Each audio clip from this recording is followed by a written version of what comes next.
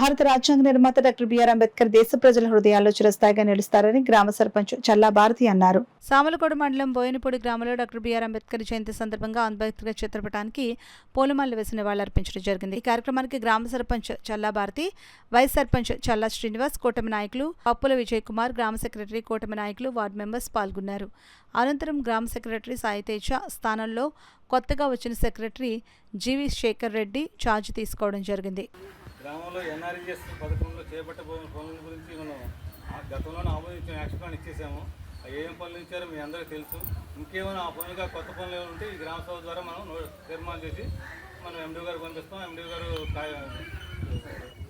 పైకి పంపిస్తారు. మనకు ఆమోదం అయ్యి మన పనులు వస్తాయి అన్నమాట. ఇంకేమైనా కొత్త పనులు ఉంటాయి ఆ పనులు కాకుండా. అలాగే మంచినీటి సదుపాయం వచ్చేది వేసవికాలం, ఆల్రెడీ వేసవికాలం ఎంటర్ అయిపోయాం. ఏమైనా మంచినీటి సమస్య మీద సమస్యలు అంటే తెలియజేస్తే సూచనలు కానీ సలహాలు కానీ ఇస్తే మనం ఎలా మంచినీటి ఎదురు లేకుండా ఉంటాం అనేది మీరు అందరూ సలహా సూచనలు ఇవ్వాల్సిన కోరుతున్నాము. అలాగే గ్రామ పంచాయతీలో చేపట్టబడిన ఇంతకుముందు ఏమైనా జరిగిన పనులు కానీ వచ్చే సంవత్సరంలో చేపట్టే పనులు కానీ ఏమైనా ఉంటే మీరు గ్రామ సభకు తెలియజేయండి. మన యొక్క పంచాయతీ యొక్క నిధుల లభ్యత మేరకు మనం యాక్షన్ ప్లాన్ తయారు చేసుకుంటాము. ఆల్రెడీ యాక్షన్ ప్లాన్ కూడా తయారు చేశారు.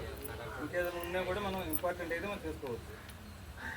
అలాగే మనం గ్రామ పంచాయతీలో మన ఆదాయం నాకు తెలిసి మరి ఏమన్నా నాకు తెలియదు, పూర్తిగా నేను ఛార్జ్ తీసుకోలేదు. ఇంటి పనులు అయితే ముఖ్య ఆదాయం అంటుంటాయి. ఏమన్నా పంచాయతీ చెరువులు ఏమైనా పార్టీ అయి ఉంటాయి, అది త్వరలో వర్క్ కూడా మొదలెడతాం. అలాగే ఏడుకొట్టిన శ్మశాన వాటికి కూడా అది కూడా కట్టడానికి తీర్మానం చేస్తున్నాం. అది కూడా ఎన్ఆర్జీఎస్ ద్వారాగా మన ఫిఫ్టీన్ ఫైనాన్స్ నిధుల ద్వారాగా దాన్ని కూడా కట్టించడానికి చేయడం జరుగుతుంది. అలాగే మన నెక్స్ట్ మన ఆదాయం చూసి మనకి మన సాయి గారు ఉండటం వల్ల మనకి పనులు, ఇంటి పనులు అవి మనకి వసూలు చేయడానికి మాత్రం కష్టపడి మన ఇంటి పనులు అయ్యి ఎవరి మనిషి అవసరం లేదు, నేనే వసూలు చేస్తాను. అతను పని పెట్టుకుని చాలా జాగ్రత్తగా వసూలు చేయడం జరిగింది. అలాగే 80% 70% అయ్యింది, ఇంకా 30% ఉండిపోయిందన్నారు. అది ఇప్పుడు ఈ కొత్తగా ఈ సంవత్సరం కూడా మనం వసూలు చేయవలసి ఉన్నది ఇంటి పనులు అయ్యింది. దాని గురించి ఒక కుర్రోడిని పెడతారని చూస్తున్నామండి. అదే అండి, దాన్ని బట్టి నిధులను చూసి ఏదైనా కుర్రోడిని పెట్టి వసూలు చేయడానికి అది పెడతారని చూస్తున్నాం. దానివల్ల మనకి పంచాయతీ ఆదాయం అది తక్కువ కాబట్టి మనందరం కరెక్ట్గా పనులన్నీ కరెక్ట్గా కడితే మనకి ఎనర్జీ మనం వర్క్ చేయడానికి మన శానిటైజర్ పని అన్ని పనులు జీతాలకి వాటికి ఉపయోగం, అదే మనకి ఆదాయం. మరి దాన్ని పెట్టి మనం శుభ్రంగా మనం ఇప్పుడు కరెక్ట్గా ఏ సంవత్సరాన్ని కలిసుకుంటే మన పంచాయతీ మన ఊరు అంతా బాగుగా చక్కగా నడుపుతుందని. అది మనకి ఎప్పుడు పైగా నిధులు మనకి వచ్చి పెద్దగా నిధులు లేవు, ఒక 15 ఫైనాన్స్ తప్పించి. దీన్ని బట్టి మనం అందరూ ఆలోచించుకొని నిర్ణయానికి రావాలా. మన నెంబర్లతో అందరితో డిస్కస్ చేసి ఈ వర్క్ అన్నీ సక్రమంగా సలహా ఎలా బాగుంటుందో అలా ఆలోచన చేయండి.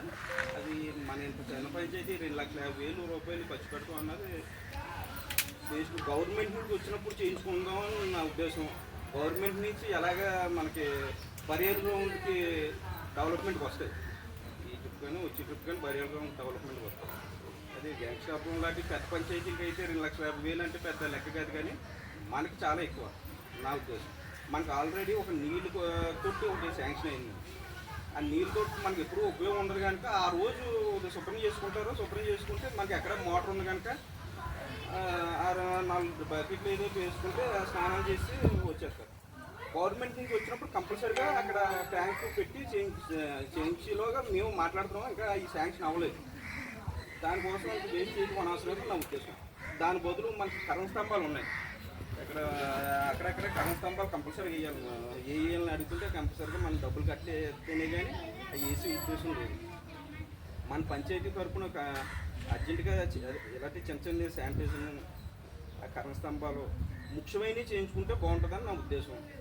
తర్వాత ఇంకోటి ఏంటంటే శానిటైజర్కి ఒకటే వేయండి.